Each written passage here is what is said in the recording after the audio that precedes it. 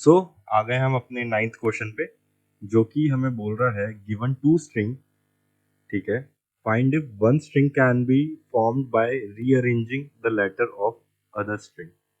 ठीक है, सो इधर हमें दो स्ट्रिंग्स मिलेंगी जैसे ये बोल रहा है, एंड उसे हमें चेक करना है कि जो फर्स्ट स्ट्रिंग है और जो सेकंड स्ट्रिंग है, बेसिकली उसमें जो लेटर्स हैं वो सेम होने चाहिए। इधर लिखा है rearranging the letter of the other string. अगर एक स्ट्रिंग के जो लेटर्स हैं, जो फर्स्ट स्ट्रिंग में लेटर्स हैं, उसको अरेंज या रीअरेंज करके हम एक नई स्ट्रिंग जो फॉर्म हो रही है वो उस उन्हीं लेटरों से बननी चाहिए। ठीक है, इसे एक दूसरी तरीके से भी पोर्ट्रे करते हैं क्वेश्चन, वो भी आपको पता चल जाएगा। ठीक है, एंड अगर जिसने पिछला क्वेश्चन देखा होगा वो थोड़ा वीडियो को स्टॉप करके थोड़ा दिमाग लगा सकते हैं, क्योंकि सेम कॉन्सेप्ट के ऊपर है। ठीक है, सो ये मैंने ऑलरेडी बना के रखा हुआ है इसका बॉडी, इसे यहाँ पेस्ट कर लेते हैं। ठीक है, साइड रखते हैं। सो इधर आपको दिख रहा होगा कंसोल आर एनिग्राम, मैंने ये फंक्शन का नेम क्यों दिया है, क्योंकि जावास्क्रिप्ट में ये डायरेक्टली भी पूछा जा सकता है, do you know how to find anagram, या एनिग्राम फंक्शन क्रिएट करो। सो उसका मतलब सेम होता है, बस उसे मैंने जान के ये मतलब एनेग्राम से लिया, जिससे आपको एक और चीज़ पता चल सके कि एनेग्राम भी इसे ही बोलते हैं। ठीक है, कि कभी इंटरव्यूअर आपको एनेग्राम का पूछे तो आप कंफ्यूज ना हो, सारी चीज़ें मतलब पहले से प्रिपेयर करके जाएंगे कि इंटरव्यूअर कुछ भी पूछ ले भाई हमें संभालना चाहिए। ठीक है, अब बेसिकली देखिए, जैसे फर्स्ट एग्जांपल है जो इसमें लिसन, और दूसरा है silent, string one string four. देखें तो अब जो लेटर्स है वो रिपीट कर रहे हैं। ठीक है, तो ये एनाग्राम होगा। ठीक है, अब दूसरे में ए बी सी है और उससे बना है सी ए बी कैम, तो ये बी एनाग्राम है। अब तीसरा देखते हैं A B C D, A B C C. So जो ये थर्ड एग्जाम्पल है वो एनाग्राम नहीं है, मतलब क्योंकि इसमें डी लेटर आ रहा है और इसमें डी लेटर कहीं पे भी नहीं। ठीक है, उसकी जगह सी आया है, सी की फ्रीक्वेंसी दो हो गई है। सो तो अब आपको थोड़ा चीज समझ आ गई होगी इसमें करना क्या है, कैसे करना है। जिसने लास्ट क्वेश्चन देखा है 8th क्वेश्चन, वो तो अभी तक शायद लिखना भी स्टार्ट कर देगा, और जिसने नहीं देखा या जिसने देखा उसे अभी भी इसे नहीं समझ आ रहा, कोई नहीं, इस बार और अच्छे से समझेंगे। ठीक है, तो फिर से इसे ब्रेक डाउन कर लेते हैं। सबसे पहले अगर दोनों वर्ड की क्या कहते हैं वर्ड सेम हो, ठीक है, दोनों सेंटेंस सेम है, तो मतलब उसके अंदर जो लेटर्स हैं वो भी सेम नंबर होंगे। ठीक है, तभी वो एनेग्राम बनेगा, नहीं होंगे तो मतलब वो बनेगा ही नहीं। तो हम आगे क्यों चेक करें जब पहली कंडीशन में ही हम उसे आधी चीज़ों को छाट सकते हैं या फिल्टर आउट कर सकते हैं। तो सबसे पहले उसका लेंथ प्रॉपर्टी चेक कर लेंगे। ठीक है, ठीक है, दूसरे में हम क्या करेंगे, अब हमें कहीं इनका जो लेटर्स हैं उन्हें कहीं स्टोर करके रखना पड़ेगा जिससे हम उन्हें कंपेयर कर सकें। ठीक है, ठीक है, एक और मेरे को इससे तरीका आ गया, एक इनबिल्ट फंक्शन से भी। इनबिल्ट फंक्शन वाला पहले देखेंगे। ठीक है, वो भी चेक करना है, मतलब दोनों को सॉर्ट करके या दोनों को दोनों के जो लेटर्स हैं उन्हें स्टोर करना है और फिर उन्हें कंपेयर कर लेंगे। ठीक है, ठीक है, तो हम ऑब्जेक्ट बना लेंगे, दो ऑब्जेक्ट, और थर्ड है कंपैरिजन, नहीं, लूप टू स्टोर, और फोर्थ है कंपैरिजन। ठीक है, ये चार चीज करेंगे। अब उससे पहले मेरे को एक इनबिल्ट फंक्शन से समझ आया है, वो ट्राई करते हैं। तो फर्स्ट अप्रोच हम देखते हैं इनबिल्ट फंक्शन से। ठीक है, कि कैसे काम करेगा। तो सबसे पहले हम क्या करेंगे, एक कॉन्स्ट सॉर्टेड एसटीआर ले लेते हैं। ठीक है, सॉर्टेड एसटीआर वन ले लेते हैं, एसटीआर वन लेते हैं, इसे करते हैं स्प्लिट। अब स्प्लिट फंक्शन क्या करता है, इसे स्ट्रिंग को वो ब्रेक कर देता है, ठीक है। जो भी हम इसके अंदर आर्ग्यूमेंट देंगे उसके अकॉर्डिंग। अब मैं इधर नॉर्मल मैंने आर्ग्यूमेंट में कुछ नहीं दिया, स्पेस लेटर कुछ नहीं दिया, तो ये हर एक उसे करेक्टर को ब्रेक कर देगा और एक एरे में स्टोर कर देगा, ठीक है। फिर उसे हम कर लेंगे सॉर्ट, ठीक है, और फिर उसे कर लेंगे ज्वाइन। आई होप आपको। और अब ये ज्वाइन क्या करेगा, ज्वाइन जो हमने जैसे हमने स्प्लिट करा था उसे वापस एक स्ट्रिंग में एक एरे को स्ट्रिंग में कन्वर्ट कर देगा, ठीक है। सो ये कॉपी पेस्ट, str1 को str2 लिखना है यहाँ पे, रिटर्न कर देंगे सॉर्टेड एरे str1 अगर sorted str2।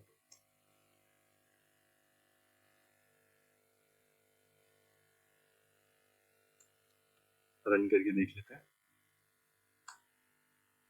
True true false, बिल्कुल सही काम कर रहा है, ठीक है। इधर एक हम वो भी कंडीशन लगा सकते हैं लेंथ वाली। सो str1 डॉट लेंथ अगर इक्वल नहीं है str2 डॉट लेंथ के, तो हम क्या कर देंगे, रिटर्न यहीं से करा देंगे फॉल्स, ठीक है। ये एज केसेस होते हैं, ये लिखना बहुत ज़रूरी है, बहुत अच्छा इंप्रेशन जाता है आपके एक इंटरव्यूअर के ऊपर, ठीक है। वैसे हमने जब ब्रेक डाउन किया उसमें लिखा है ये, बट इधर हमने लिखा नहीं था, बट इन्हें एज केसेस कहते हैं, ठीक है। तो ये कर दिया, अभी भी सेम काम करेगा, बस अगर लेंथ ऑलरेडी इक्वल नहीं है तो आगे जाने का कोई फायदा नहीं है, फालतू में लूप वगैरह चलाओ या उन्हें स्प्लिट वगैरह जो भी है, जो भी फंक्शन हम कर रहे हैं उसे क्यों ही ले जाएं जब वो एलिजिबल ही नहीं है। जैसे अगर आप लाइसेंस बनवाने गए, ठीक है, अगर आपकी एज सबसे पहले वो चेक करते हैं आपकी एज 18 अबव है या नहीं है, ठीक है। अगर 18 अबव है ही नहीं तो आप क्या ड्राइविंग टेस्ट दोगे या कुछ भी और आगे प्रोसीजर करोगे, ठीक है। तो वो सबसे पहले ही वो चेक कर लेते हैं, इसलिए कि अगर प्रोसीजर करो और उसके बाद आपका पता चले एज एलिजिबल नहीं है तो उसका क्या फ़ायदा, तो पहले ही चेक करो ना, फालतू में अपने फंक्शन को अपने कोड को क्यों मेहनत करवानी, ठीक है। ठीक है, ये तो हो गया इनबिल्ट। अब देखते हैं एक फंक्शन क्रिएट करके, हमने लेंथ तो हो गया हमारा, अब है obj2, मतलब अब दो ऑब्जेक्ट क्रिएट करने, obj1 ले लेते हैं, लेट obj2 ले लेते हैं, ठीक है। ये पार्ट भी हो गया। अब लूप टू स्टोर, अब हमें लूप चलाने हैं for late char of str1, ठीक है। कॉपी कर लेते हैं और पेस्ट कर लिया str2, ठीक है। यहाँ पे और भी लूप ले सकते थे, मैंने फॉर लूप लिया, आप फॉर ऑफ लूप लिया, आप फॉर लूप से भी काम कर सकते थे, ठीक है। एंड ओके, अब जो एक कैरेक्टर है कैर, इसमें उसका पर्टिकुलर कैरेक्टर आ रहा होगा स्ट्रिंग 1 का, ठीक है। तो अब हमें स्टोर कराना है, तो obj1 में लेते हैं कैर, ठीक है। ये इसे उसकी ऑब्जेक्ट की को इन्वोक करेगा उसकी वैल्यू के साथ, अगर है या नहीं, ठीक है। अब ब्रैकेट लेते हैं, अगर इसमें अब दो सिनेरियो बनेंगे कि अगर वैल्यू नहीं है या ऑलरेडी वो करेक्टर ऑलरेडी ऑब्जेक्ट में एग्जिस्ट करता है या नहीं करता, ठीक है। तो अगर करता है पहले उसको देखिए, ऑब्जेक्ट कैर, ठीक है, तो वो उसकी इधर वैल्यू ले आएगा। अगर नहीं है तो एक डिफॉल्ट वैल्यू रख देते हैं 0, और दोनों ही केस में उसमें हम +1 करेंगे। अगर पहली बार मिल रहा है तो 0 को 1 में इंक्रीमेंट कर देंगे, या ऑलरेडी जो भी वैल्यू है उसे 1 से इंक्रीमेंट कर देंगे देंगे क्योंकि वो फिर से मिला। इसे करते हैं कॉपी, इसे करते हैं पेस्ट। एक कोडर बनने के लिए कॉपी पेस्ट करना आना बहुत ज़रूरी है। ठीक है, अभी तो यहाँ से कॉपी कर रहे हो, बाकी इंटरनेट से भी करना पड़ता है। सीख जाओगे मतलब जैसे वैसे काम करते हैं, क्योंकि हर चीज़ याद नहीं रखी जाती। इंटरव्यू बस क्रैक करना है हमें कैसे। ठीक है, अब चौथा स्टेप है कंपैरिजन। ठीक है, अब एक हम लूप चलाएंगे जो कंपेयर करेगा ऑब्जेक्ट 1 और ऑब्जेक्ट 2 की वैल्यूज। ठीक है, सॉर्टेड है ये। तो लेट कैर इन obj1। ठीक है, इसमें एक कंडीशन ले लेते हैं जो कंपेयर कंपेयर करेगा। ये तो हमने लूप लिया है जो वैल्यू इटरेट करेगा। अब कंडीशन भी तो लगानी है।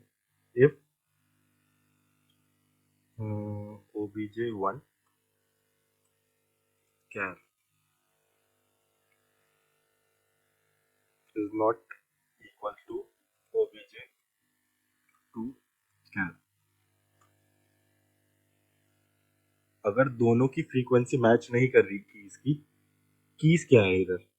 कीज है कैरेक्टर, जैसे ए बी सी डी, ये होंगी उसकी कीज ऑब्जेक्ट की हमारे। और जो उसकी फ्रीक्वेंसी है कि वो कितनी बार लाई कर रहा है उस पर्टिकुलर स्ट्रिंग में, वो होगी उसकी वैल्यू। तो हम उसकी की से उसकी वैल्यू लाएंगे और वैल्यू सेम होनी चाहिए। ठीक है, अगर सेम नहीं है तो return false, otherwise return true.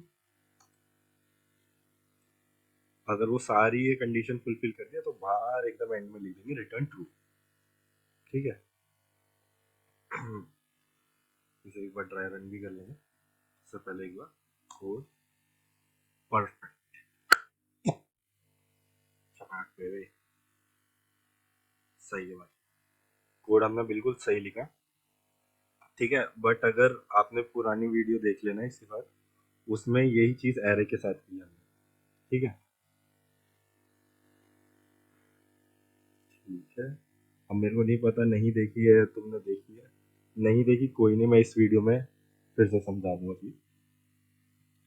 तो बेसिकली इधर तो हमने सबसे पहले कंपेयर कंपेयर ही किया है, वो लेंथ कंपेयर करिए। ठीक है, ये जो स्टेप है। ठीक है, फिर दो ऑब्जेक्ट क्रिएट कर लिए यहाँ पे। फिर loop to store. So basically इधर लूप कैसे स्टोर कर रहा है वो मैं आपको एक बार दिखा देता हूँ।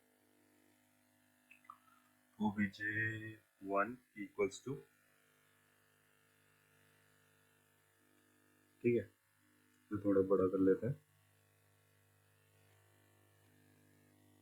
अब ये जो लिसन है इसकी वैल्यू कैसे स्टोर होंगी वो देखते हैं।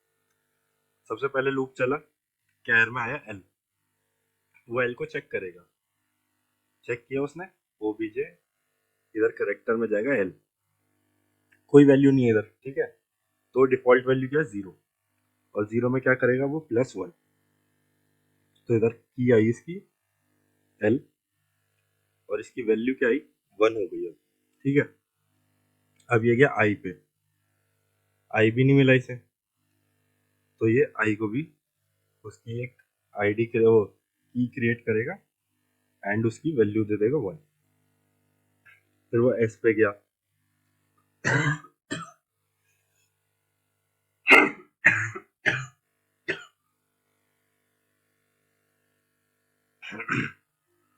फिर वो एस पे गया, उसे एस भी नहीं मिला इसमें ऑब्जेक्ट में। ठीक है, तो एस के लिए की क्रिएट करेगा एंड उधर वैल्यू स्टोर कर देगा। बहुत बढ़िया। सो बेसिकली ये चीज ही परफॉर्म करनी है हमें। और एस, फिर आया ई, ई की वैल्यू 1 हो जाएगी, फिर आएगा एन, उसकी वैल्यू। अब ये तो ठीक है, बट इधर अगर लास्ट में एन एन होता, दो बार एन होता, ठीक है, तो क्या होता?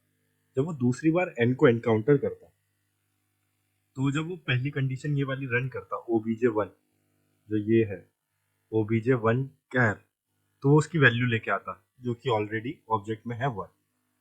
तो वो डिफॉल्ट वैल्यू नहीं लेता, वो इसकी वैल्यू लेता 1 लेता और 1 में 1 प्लस कर देता और इधर इसे 2 क्रिएट कर देता। तो वो ऐसे इसकी फ्रीक्वेंसी मॉनिटर की, ठीक है। दोनों को हमने किया, दोनों के ऑब्जेक्ट्स क्रिएट करे और उसमें उसकी वैल्यू सेव करा दी। अब ऐसी दोनों ऑब्जेक्ट्स को कंपेयर करेगा यहाँ पे, ठीक है। इधर से आई लाएगा, उधर से आई लाएगा, दोनों की फ्रीक्वेंसी सेम होगी 1, तो कोई इफेक्ट नहीं होगा। फिर वो दूसरे बार उसमें वो क्या कहते हैं लूप चलेगा। मैं एक बार क्रिएट करके दिखा देता हूँ, ठीक है। ये obj1 हुआ, ये obj2 हुआ, ठीक है। ठीक, इसे 2 लिख देते हैं क्योंकि दोनों सेम ही आएगी, ठीक है। बस सो ठीक है, तो बस जो obj2 है उसका जो हमारी वो होगी, क्या कहते हैं यार, ऊपर नीचे होंगे बस करेक्टर, ठीक है। उससे कोई मतलब नहीं है हम, क्योंकि हमें इससे मतलब ही नहीं है कि वो हमने ऑब्जेक्ट में कहाँ उसकी की कहाँ स्टोर करी, ठीक है। उससे कोई मतलब नहीं होता। सो उधर हम बस फ्रीक्वेंसी चेक कर रहे हैं। तो अब उसने सबसे पहले की एल की फ्रीक्वेंसी, पहले वो इधर से ऑब्जेक्ट 1 की फ्रीक्वेंसी लाएगा, इधर जैसे obj1 कैर लिखा है तो एल की फ्रीक्वेंसी लाए 1, और इधर कंडीशन चेक करेगा क्या वो 1 के इक्वल है। हाँ वो इक्वल है, तो इस कंडीशन में नहीं आएगा। वो फिर चलेगा, वो फिर 1 लाएगा, क्या ये भी इक्वल है या नहीं है, नहीं ये इक्वल है, तो वो लूप चलता रहेगा और उसे कहीं कोई प्रॉब्लम नहीं मिलेगी और वो लूप खत्म हो जाएगा एंड पे आके, ठीक है। तो इधर से हमने वेरीगेटिंग पास कर दी। उसने जैसे अगर आप ड्राइविंग लाइसेंस देने गए, सबसे आखिरी में क्या होता है, गाड़ी चला के दिखा दो, अगर उस टेस्ट में तुम पास हो गए या जो भी रिटन टेस्ट होता है उसमें पास हो गए तो मतलब आपका क्लियर। तो ये वो आखिरी टेस्ट ही था, ठीक है। और जैसे ये क्लियर हुआ वो सारे लूपों के बाहर आया और वो क्या कर देगा, रिटर्न ट्रू कर देगा। सो यही है हमारा कोड, आई होप समझ गया। और इसके बाद है ना, ये एक बार खुद लिख के ट्राई करना एंड बाकी आपको समझ आ जाएगा। मिलते हैं नेक्स्ट क्वेश्चन में।